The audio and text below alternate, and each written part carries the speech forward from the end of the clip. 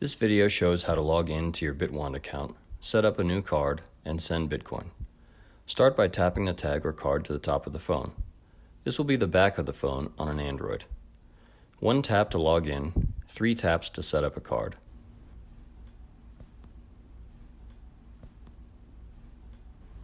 Once you're set up, you can copy your public key and send Bitcoin to that account using your favorite Bitcoin exchange or wallet.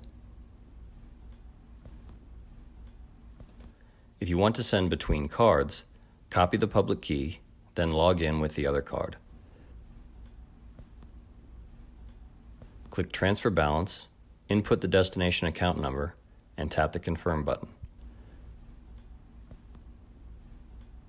Then you will need to tap the card again to authorize the transaction. We do not have access to your private keys or store them anywhere, so if you lose or damage your card, we cannot help you recover the Bitcoin. If you have any questions, fill out our troubleshooting contact form on our website, and we will get back to you as soon as we can. Thank you.